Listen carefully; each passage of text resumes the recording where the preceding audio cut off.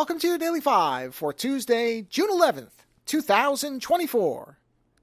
Godzilla vs. Kong or Cross Kong or whatever, the X or X Kong. I don't know. I'm not going to say Godzilla X Kong. Godzilla vs. Kong, The New Empire, came out on digital availability, I think, a week or two ago, I want to say.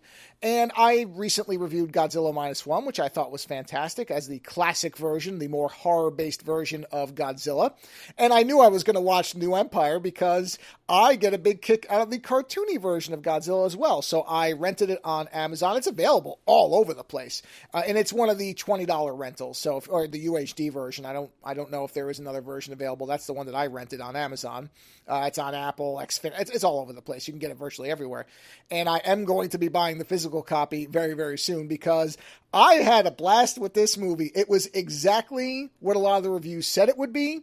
It's exactly what I was hoping it would be, which was just basically the Looney Tunes version of Godzilla and King Kong. That's what it is. At this point, and I think it's great, the American version of Godzilla and King Kong appears to be just do whatever you want, who cares, just have a good time. And then the Japanese side of Godzilla is, so far, based on the last couple movies, really focusing more on the horrific element of Godzilla. And I think that's fantastic. If you like both, you get both. If you like one or the other, you can pick one or the other.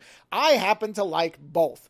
And I will say, New Empire really is very similar. Actually, what it feels like is a good blend of King of the Monsters, the Godzilla film, and Godzilla vs. Kong, the first one, where it's still pretty focused on King Kong, which is probably my biggest problem with it because I just don't find the character all that compelling.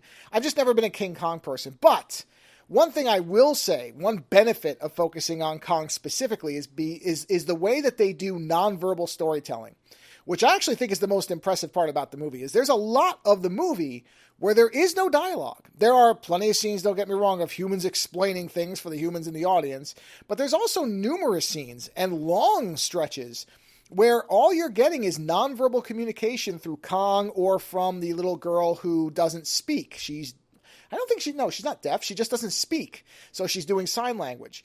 And I actually really like that. I like that in the Marvel series Echo that they did. I like it in this where, you realize after a while, oh, nothing's being said. You don't pick up on it right away. And then it occurs to you, oh, it's been a good 10 minutes since I've heard any dialogue. And yet the movie is working. It's rolling along. It feels very brisk. It's just a little under 2 hours, or it might be right at 2 hours. Doesn't feel that long.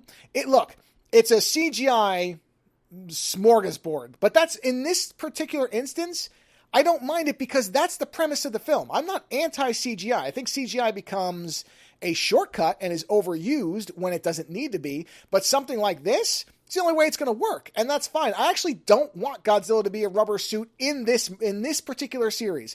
I like seeing Godzilla running around and doing wrestling moves, which I'm not exaggerating. He does a wrestling move. That type of stuff I'm fine with because that's what this movie wants to be. And that, I think, is where I disagree most with people who don't seem to like this. Is, okay, if you want the classic version of Godzilla, you now have that in the Japanese films. Godzilla Minus One, go watch that. You'll have a great time. But if you like the idea of Godzilla also being goofy and you just want to see him trashing things, these movies have you covered. The American ones, this is one of the rare cases where the Michael Bay influence is fine. I like seeing Godzilla just torching everything, throwing stuff around, bashing through buildings, sleeping in the Colosseum in Rome, which I just love. I can't get over how awesome it is that that's now his bed, and that's just where he stays. Spoiler alert, I guess, but not really because it was in the trailer. So it's a blast. This is one of these purely fun movies that you put on. You don't have to worry about thinking too much. The humans are actually probably the least annoying they've been in any of these films so far. I hated them the least this time around, since probably the first one. So that's also a plus. Dan Stevens is great in his whatever hippie traveling vet role thing he's doing. He looks like he's having a blast with this, as a lot of them do. A lot of the people in this just seem to be having fun. And that's what I want to see in these movies. American Godzilla movies, for me, just have to be fun. They don't have to make sense. They don't have to be deeply narratively engaging. I have plenty of other films I can watch for that. When I put these movies on, what I want is spectacle. And that's what these movies have been delivering every time. And luckily, they are getting better and better at cutting the humans down so that they're either less annoying or taking up less screen time. So Godzilla vs. Kong, The New Empire, a lot of fun. See it if you're interested. Later.